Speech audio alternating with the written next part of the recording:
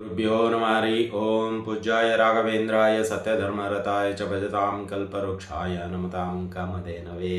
ಸಮಸ್ತ ಶ್ರೀ ಸರಳ ಪರಿಹಾರ ಜ್ಯೋತಿಷಾಲಯ ಸದಸ್ಯರೆಲ್ಲರಿಗೂ ಈ ನಿಮ್ಮ ರಾಘವೇಂದ್ರ ಹರಿತಸ ಗುರುಜಿ ಮಾಡುವ ನಮಸ್ಕಾರಗಳು. ಈ ದಿನ ನಾವು ಸಾಪ್ತಾಹಿಕ ಭವಿಷ್ಯ ಅಂದರೆ ಇದೇ ಸೋಮವಾರ 15ರಿಂದ ಭಾನುವಾರ 21ನೇ ತಾರೀಕುವರೆಗೂ ಜೂನ್ 2026ರವರೆಗೂ ದ್ವಾದಶ ರಾಶಿಗಳು ಅಂದರೆ ಮೇಷರಾಶಿಯಿಂದ ಮೀನ ರಾಶಿಯವರಿಗೆ ಯಾವೆಲ್ಲ ಫಲಗಳು ಸಿಗುವಂಥದ್ದಾಗತ್ತೆ ಮತ್ತು ಪರಿಹಾರಗಳು ಯಾವ ರೀತಿಯಲ್ಲಿರುತ್ತೆ ಮತ್ತು ಏನೆಲ್ಲ ಪೂಜೆ ಪುನಸ್ಕಾರಗಳು ಮಾಡುವಂಥದ್ದಾಗತ್ತೆ ಮತ್ತು ಈ ವಾರದ ಒಂದು ವಿಶೇಷತೆ ಏನು, ಗ್ರಹಗಳ ಸ್ಥಿತಿಗಳ ಒಂದು ಅನುಕರಣೆ ಹೇಗಿರುತ್ತೆ ಅದೆಲ್ಲವನ್ನು ಈ ದಿನ ಒಂದೊಂದಾಗಿ ತಿಳಿದುಕೊಳ್ಳೋಣ ಬನ್ನಿ.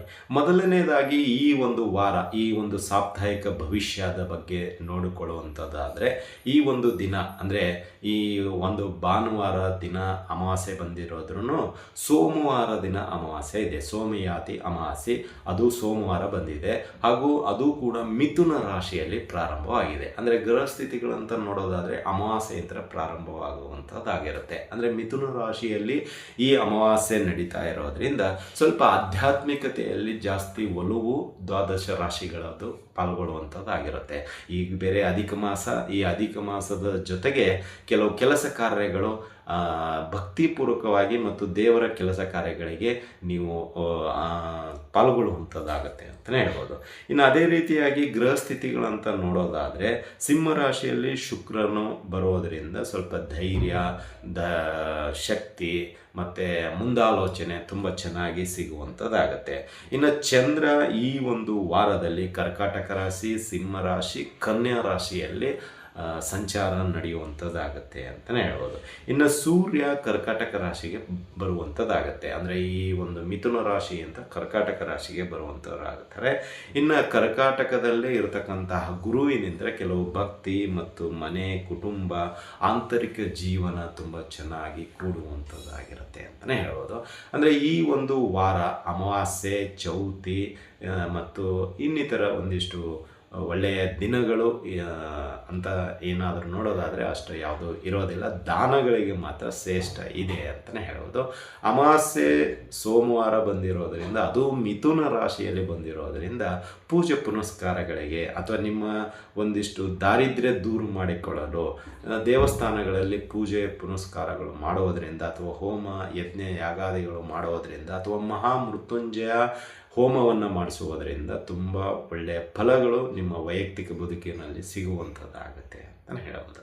ಇದಾಗಿತ್ತು ಈ ಒಂದು ವಾರದ ಸಾಪ್ತಾಹಿಕ ಭವಿಷ್ಯದ ಗೃಹ ಸ್ಥಿತಿಗಳ ಒಂದಿಷ್ಟು ಚಲನವಲನ ಮತ್ತು ಈ ಒಂದು ವಾರದ ಒಂದಿಷ್ಟು ವಿಶೇಷ ದಿನಗಳು ಮತ್ತು ದಾನಗಳಂಥ ವಿಷಯಕ್ಕೆ ಬರೋದಾದರೆ ಆಯಾ ರಾಶಿಗಳ ಅನುಗುಣವಾಗಿ ದಾನಗಳನ್ನು ತಿಳಿಸಿಕೊಡಲಾಗುತ್ತೆ ಅಂತಲೇ ಹೇಳ್ಬೋದು.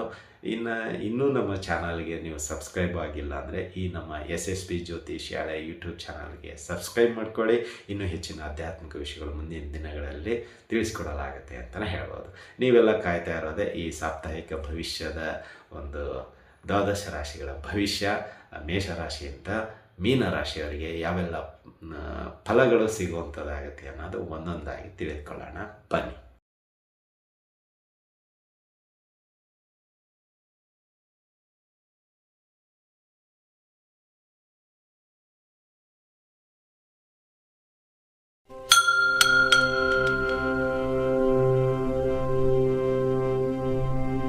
ರಾಶಿಗಳಲ್ಲಿ 9ನೇ ರಾಶಿಯಾಗಿರ್ತಕ್ಕಂತಹ ಧನುರಾಶಿ. ಈ ಧನುರಾಶಿಯವರಿಗೆ ಈ ಒಂದು ವಾರ ಅಂದರೆ ಈ ಒಂದು ಸಾಪ್ತಾಹಿಕ ಭವಿಷ್ಯ ಜೂನ್ 15ರಿಂದ 21ನೇ ತಾರೀಕುವರೆಗೂ ಅನುಕೂಲತೆ ಏನು, ಅನಾನುಕೂಲತೆ ಏನು ಹಾಗೂ ಪರಿಹಾರಗಳು ಯಾವ ರೀತಿಯಲ್ಲಿರುತ್ತೆ ಎಂಬುದನ್ನು ತಿಳಿದುಕೊಳ್ಳೋಣ. ಈ ಒಂದು ವಾರ ಸಾರಾಂಶ ಅಂತ ನೋಡೋದಾದರೆ ಧನುಷ್ ರಾಶಿಯವರಿಗೆ ಒಂದಿಷ್ಟು ವಿಷಯಗಳಲ್ಲಿ ನಿಮಗೆ ಆಸಕ್ತಿದಾಯಕ ವಿಷಯದಲ್ಲಿ ಇಂಟ್ರೆಸ್ಟ್ ತೋರಿಸ್ತೀರಾ. ನಿಮಗೆ ಆಸಕ್ತಿ ಇಲ್ಲ ಅಂದರೆ ಆ ಒಂದು ಕೆಲಸದಲ್ಲಿ ಮುತುವರ್ಜಿ ವಹಿಸ್ಕೊಳ್ಳಲು ಇಷ್ಟಪಡುವುದಿಲ್ಲ, ಕೆಲಸ ಮಾಡಲು ಇಷ್ಟಪಡುವುದಿಲ್ಲ ಮತ್ತು ಆರ್ಥಿಕವಾಗಿ ನಿಮಗೆ ಒಂದಿಷ್ಟು ಮೂಲಗಳಿಂದ ಹಣ ಬರುವಂಥದ್ದಾದರೂ ಅನಾವಶ್ಯಕ ಖರ್ಚುಗಳಿಂದ ಅದನ್ನು ಸರಿದೂಗಿಸಲು ಟೆನ್ಷನ್ ಪಡುವಂಥದ್ದಾಗತ್ತೆ. ಕೌಟುಂಬಿಕವಾಗಿ ಕೆಲವೊಂದು ನಾನಾ ವಿಚಾರಗಳ ಅನುಗುಣವಾಗಿ ವಾದ ವಿವಾದಗಳು ನಡೆಯುವಂಥದ್ದಾಗಿರುತ್ತೆ ಅಂತಲೇ ಹೇಳ್ಬೋದು. ಇನ್ನು ವ್ಯಾವಹಾರಿಕವಾಗಿ ಮೂರನೇ ವ್ಯಕ್ತಿ ಅಂತ ನೀವು ಈ ವಾರ ಮೋಸ ಹೋಗುವಂಥದ್ದಾಗಿರುತ್ತೆ. ಮತ್ತು ಈ ಒಂದು ವಾರದಲ್ಲಿ ಅಂದರೆ ಒಂದಿಷ್ಟು ಸಂಚಾರವೂ ಇರುತ್ತೆ ಮತ್ತು ಅದೇ ರೀತಿಯಾಗಿ ನಿಮಗೆ ಬೇಕಾಗಿರುವಂತಹ ಕೆಲವು ಪದಾರ್ಥಗಳನ್ನು ಸಾಲ ಮಾಡಿಯಾದರೂ ಪಡೆದುಕೊಳ್ಳುವಂಥವ್ರಾಗ್ತೀರಾ ಅಂತಲೇ ಹೇಳ್ಬೋದು. ಓವರಾಲ್ ಆಗಿ ಈ ಒಂದು ವಾರದಲ್ಲಿ 60-40 ಅನ್ನೋ ಒಂದು ರೇಷೋದಲ್ಲಿ ಈ ವಾರ ಭವಿಷ್ಯ ಇದೆ. 60% ಅನುಕೂಲತೆ ಇದೆ, 40% ಅನಾನುಕೂಲತೆ ಅಂತ ಕೂಡಿರುತ್ತೆ. ಈಗ ಒಂದೊಂದಾಗಿ ನೋಡೋಣ ಬನ್ನಿ. ಮೊದಲನೇದಾಗಿ ಆರ್ಥಿಕ ವಿಷಯಕ್ಕೆ ಬರೋದಾದರೆ ಈ ಒಂದು ವಾರದಲ್ಲಿ ಧನುಷು ರಾಶಿಯವರಿಗೆ ಸಾಧ್ಯವಾದಷ್ಟು ಅನಾವಶ್ಯಕ ಖರ್ಚುಗಳನ್ನು ಕಡಿಮೆ ಮಾಡಲು ಪ್ರಯತ್ನ ಮಾಡ್ತೀರಾ. ಒಂದು ಹಂತದಲ್ಲಿ ಆದಾಯದ ಮೂಲ ನೀವು ಚೆನ್ನಾಗಿ ಇರುವಂತೆ ನೋಡಿಕೊಳ್ಳಲು ಆಗುತ್ತೆ. ಆದರೆ ಈ ಅನಾವಶ್ಯಕ ಖರ್ಚುಗಳು ವಾರದ ಕೊನೆಯಲ್ಲಿ ಅತಿ ವೇಗವಾಗಿ ಬಂದು ಈ ಎಲ್ಲ ಸೇವಿಂಗನ್ನು ಆ ಒಂದೇ ದಿನ ಅದು ತಿಂದು ಹಾಕುವಂಥದ್ದಾಗುತ್ತೆ. ಇದರಿಂದ ಸ್ವಲ್ಪ ಟೆನ್ಷನ್ಗೆ ಒಳಗಾಗುವಂಥವ್ರು ಆಗ್ತೀರಾ ಧನುಷ್ ರಾಶಿಯವರು. ಇನ್ನು ಈ ಒಂದು ವಾರದಲ್ಲಿ ಎರಡನೇ ವಿಷಯಕ್ಕೆ ಬರೋದಾದರೆ ವೃತ್ತಿ ಬದುಕಿನಲ್ಲಿ ಅಂದರೆ ಯಾರೆಲ್ಲ ಕೆಲಸ ಕಂಪನಿಯಲ್ಲಿ ಮಾಡ್ತಾ ಇದ್ದಾರೋ ಅವರಿಗೆ ಒಂದು 3 ದಿನಗಳ ಕಾಲ ಅನುಕೂಲತೆ ಇದೆ, 3 ದಿನಗಳ ಕಾಲ ಅನಾನುಕೂಲತೆ ಇದೆ. ಹಾಗೂ ಈ ಒಂದು 3 ಇದರಲ್ಲಿ ನಿಮಗೆ ಅನುಕೂಲತೆ ಇದ್ದಾಗ ಎಲ್ಲವೂ ಸುಲಭ ಕಾಣುವಂಥದ್ದಾಗತ್ತೆ. ಅನಾನುಕೂಲತೆ ಇದ್ದಾಗ ಸ್ವಲ್ಪ ಕಠಿಣ ಸವಾಲು, ಶತ್ರುಗಳ ರೀತಿ ಕಾಣುವಂಥದ್ದಾಗತ್ತೆ ಆ ಕೆಲಸ. ಇದರಿಂದ ಮೇಲಾಧಿಕಾರಿಗಳು ನಿಮಗೆ ಒಂದಿಷ್ಟು ಎಚ್ಚರಿಕೆಯ ರೀತಿಯಲ್ಲಿ ಮಾತುಗಳನ್ನು ಆಡುವಂಥದ್ದು ಆಗ್ಬೋದು, ಅಥವಾ ನಿಮ್ಮ ಕೆಲಸ ಕಾರ್ಯ ಅವರಿಗೆ ಇಷ್ಟ ಆಗದೇ ಇರುವಂಥದ್ದು ಈ ವಾರ ನಡೆಯುವಂಥದ್ದಾಗತ್ತೆ ಧನುಷ್ ರಾಶಿಯವರಿಗೆ ಅಂತಲೇ ಹೇಳ್ಬೋದು. ಇದರಿಂದ ಸ್ವಲ್ಪ ಈ ವಾರ ವೃತ್ತಿ ಬದಲಾವಣೆ ಮಾಡಲು ಇಚ್ಛೆ ಪಡ್ತೀರಾ. ಅಂದರೆ ಈ ಕಂಪ್ನಿ ಅಂದರೆ ಇನ್ನೊಂದು ಕಂಪ್ನಿಗೆ ಹೋದ್ರಾಯ್ತು, ಇದು ಯಾಕೋ ನಾವು ಏನು ಮಾಡಿದ್ರೂ ಇವರಿಗೆ ಮನಸ್ಸು ಇಷ್ಟ ಆಗುತ್ತಿಲ್ಲ ಅನ್ನೋ ಒಂದು ನಿರ್ಧಾರಕ್ಕೆ ನೀವು ಬರುವಂಥವ್ರು ಆಗ್ತೀರಾ ಅಂತಲೇ ಹೇಳ್ಬೋದು.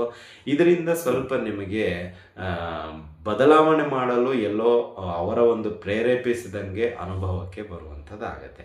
ಇನ್ನು ವ್ಯಾಪಾರದಲ್ಲಿ ನೋಡೋದಾದರೆ ಮೂರನೇ ವ್ಯಕ್ತಿ ಅಂತ ಮೋಸ ಹೊಂದುವಂಥ ಅಧಿಕವಾದ ಸಮಯ ಸಿಗುವಂಥದ್ದಾಗಿರುತ್ತೆ. ಅಂದರೆ ಅವರ ಒಂದು ಅಲಂಕಾರಿಕ ಮಾತುಗಳಿಂದ ನೀವು ಮೆಚ್ಚುಗೆ ವ್ಯಕ್ತಪಡಿಸಿ ಹಣವನ್ನು ವಿನಿಯೋಗ ಮಾಡಿದ್ದೇ ಆದಲ್ಲಿ ಬರುವಂತಹ ದಿನಗಳಿಂದ ನಷ್ಟವನ್ನು ನೀವು ಅನುಭವಿಸುವಂಥವ್ರು ಆಗ್ತೀರಾ. ಅವರ ಮಾತನ್ನು ನಂಬಿ ಹಣವನ್ನು ಕಳೆದುಕೊಳ್ಳುವಂಥದ್ದಾಗ್ತೀರಾ. ಅಥವಾ ನೀವು ಪಾರ್ಟ್ನರ್ಶಿಪ್ಪಲ್ಲಿ ಏನಾದರೂ ಬಿಸ್ನೆಸ್ ಮಾಡ್ತಾಯಿದ್ರೆ ಅದರಿಂದಲೂ ನಷ್ಟ ಅನುಭವಿಸುವಂಥದ್ದಾಗಿರುತ್ತೆ. ಅವರು ಅರ್ಧಕ್ಕೆ ಕೈಕೊಟ್ಟು ಬಿಟ್ಟು ಹೋಗುವಂಥದ್ದಾಗ್ಬೋದು, ಅಥವಾ ನೀವೇ ಅರ್ಧಕ್ಕೆ ಆ ವ್ಯಾಪಾರವನ್ನು ಬಿಟ್ಟು ಹೋಗುವಂಥದ್ದಾಗ್ಬೋದು. ಇದರಿಂದ ಸ್ವಲ್ಪ ನಷ್ಟ ನಿಮಗೆ ಈ ವಾರ ವ್ಯಾಪಾರದಲ್ಲಿ ಸಿಗುವಂಥದ್ದಾಗುತ್ತೆ. ಇನ್ನು ಕೌಟುಂಬಿಕವಾಗಿ ನೋಡೋದಾದರೆ ಒಂದಿಷ್ಟು ಅನುಕೂಲತೆ ಇದೆ, ಒಂದಿಷ್ಟು ಅನಾನುಕೂಲತೆ ಇದೆ. ನಿಮ್ಮ ಕೆಲಸ ಕಾರ್ಯಗಳಿಗೆ ಅವರು ಬೆಂಬಲವಾಗಿ ನಿಂತರೂ ನಿಮಗೆ ಯಾಕೋ ಸರಿಯಾದ ಪ್ರಮಾಣದಲ್ಲಿ ಬೆಂಬಲ ಸಿಗ್ತಾ ಇಲ್ಲ, ಒಂದು ಅನುಮಾನ ನಿಮ್ಮಲ್ಲಿ ಇರುತ್ತೆ. ಇದರಿಂದ ಕುಟುಂಬ ಸದಸ್ಯರು ಕೆಲವು ಸಮಯದಲ್ಲಿ ಅವರು ಹಿಂಜರಿಕೆಯಿಂದ ನಿಮ್ಮನ್ನು ಬೆಂಬಲ ನೀಡದೇ ಇರೋ ನಿರ್ಧಾರಕ್ಕೆ ಬರಬಹುದು. ಇದರಿಂದ ನಿಮ್ಮ ಒಂದು ಮನಸ್ಸಿನ ಸ್ಥಿತಿ ಅನುಗುಣವಾಗಿ ಈ ವಾರ ಕೌಟುಂಬಿಕವಾಗಿ ಹಿರಿಯ ಸದಸ್ಯರಾಗಿರ್ಬೋದು, ಕಿರಿಯ ಸದಸ್ಯರಾಗಿರ್ಬೋದು ನಡೆದುಕೊಳ್ಳುವಂಥದ್ದಾಗಿರುತ್ತೆ ಅಂತಲೇ ಹೇಳ್ಬೋದು. ಇನ್ನು ಆರೋಗ್ಯ ವಿಷಯಕ್ಕೆ ಬರೋದಾದರೆ ಈ ವಾರ ಸ್ವಲ್ಪ ಆರೋಗ್ಯದಲ್ಲಿ ಏರಿಳಿತ ಕಂಡು ಬರುವಂಥದ್ದಾಗುತ್ತೆ. ಇಡೀ ವಾರ ಸ್ವಲ್ಪ ಶೀತದಿಂದ ಕೂಡಿರುತ್ತೆ. ಮೂಗು ಸೋರುವುದು ಅಥವಾ ತುಂಬ ಶೀತ ಬರುವಂಥದ್ದಾಗಿರುತ್ತೆ, ಅಥವಾ ತಲೆ ತುಂಬ ನೋವು ಬರುವಂಥದ್ದು, ಅಥವಾ ಜ್ವರಾದಿಗಳು ಬಂದು ಕಾಡುವಂಥದ್ದು ಈ ಒಂದು ವಾರದಲ್ಲಿ ನಿಮಗೆ ಪದೇ ಪದೇ ಕಾಡುವಂಥದ್ದಾಗಿರುತ್ತೆ ಧನುಷ್ ರಾಶಿಯವ್ರದ್ದು ಅಂತಲೇ ಹೇಳ್ಬೋದು.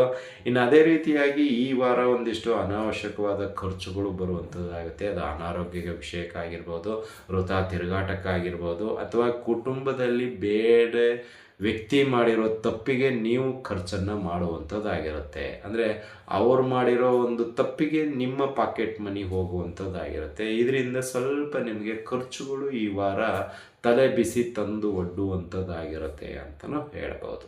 ಇದಾಗಿತ್ತು ಈ ವಾರದ ಧನುಷ್ ರಾಶಿಯವರ ಭವಿಷ್ಯ. ಇನ್ನು ಪರಿಹಾರದ ವಿಷಯಕ್ಕೆ ಬರೋದಾದರೆ ಈ ವಾರ ಸುಬ್ರಹ್ಮಣ್ಯ ದೇವಸ್ಥಾನದಲ್ಲಿ ಕ್ಷೀರಾಭಿಷೇಕ ಸೇವೆಯನ್ನು ಮಾಡಿಸಿ ಸುಬ್ರಹ್ಮಣ್ಯ ಅಷ್ಟಕ ಸ್ತೋತ್ರವನ್ನು ಪಠನೆ ಮಾಡಿ ಬ್ರಾಹ್ಮಣರಿಗೆ ದವಸ ಧಾನ್ಯಗಳನ್ನು ದಾನವಾಗಿ ನೀಡಿ.